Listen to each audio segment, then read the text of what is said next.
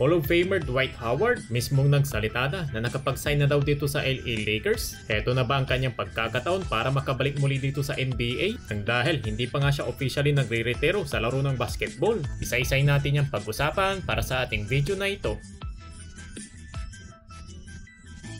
Kunting panahon na nga lang ay magsisimula na nga dito muli ang isa na nga sa pinakamalaking liga ng basketball at sinusubaybay ng buong mundo ay wala nang iba ang National Basketball Association at mga bawat fans ay meron ditong paboritong mga kuponan at isa na nga dyan ang team ng Los Angeles Lakers nang dahil na nga na magagaling dito ang kanilang mga lalaro na naging bahagi pa sa All-Star player at kabilang na nga rin sa Hall of Famer. Pero hindi naman ibig sabihin yan na masasabi mo malakas na dito ang iyong kuponan dahil nga binubuo nga ito na bilang isang roster. Sa nakaraang season ng Lakers ay alam natin dito naging palpak ang pagkuha nila kay Alex Len at ilan sa mga pagbabangko ni Coach JJ Redick ng kanila dito mga big man katulad ni Christian Coloco at Jackson Hayes. Sa kabila ng third seed with 50 wins sa West ng regular season, pagdating ng playoffs napamuka pa rin na naging mahina itong kupunan ng Los Angeles Lakers nang dahil na nga sa bad matchup nila kontra sa Minnesota Timberwolves. At isa sa mga biggest problem nila doon ang front court. Ang laking butas ang naiwan dito ni AD sa paint. Yes, matagumpay naman nila ditong nakuha ngayong off-season si DeAndre Ayton at mararamdaman rin natin dito ang kanyang full impact game niya. Pero kung sakaling mabigo at ma-injury at dito na nga papasok ang malaking katanungan kung sino man ditong pansamantalang papalit sa kanyang may iwan na posisyon. Dahil tandaan, pinangko nga itong si Jackson Hayes, hindi ba? At isa na nga rin dito sa mga sinisigaw ng mga fans na itong si Dwight Howard na bilang magiging backup center ng LA Lakers. At meron nga akong nakitang ditong video clip na naispatan itong si Dwight Howard na natanong siya ng isang reporter patungkol na nga dito sa isang sitwasyon kung may posibilidad pa ba siya dito makakabalik sa LA Lakers at panoorin natin ang nasabing video clip na ito.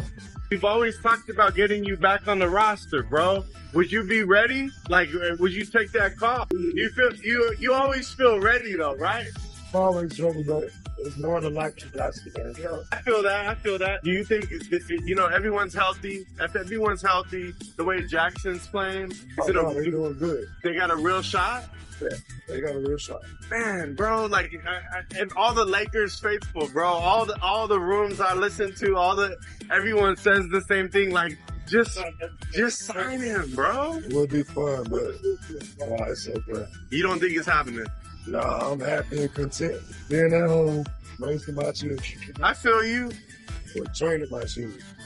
I feel that. Yes, sir. You see, you got the ring on right now.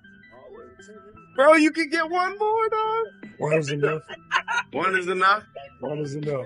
Genie, call this man. Genie, call this man. I signed for the team, yo. No way, I signed for the team, yo. no way, you're breaking my heart, dog. Totoo nga ba ang narinig natin dito kay Dwight Howard na siya ay nag-sign na nga ba talaga? Dahil nga ilang beses na nga rin siya dito nagpaparamdam para makabalik lang sa LA Lakers.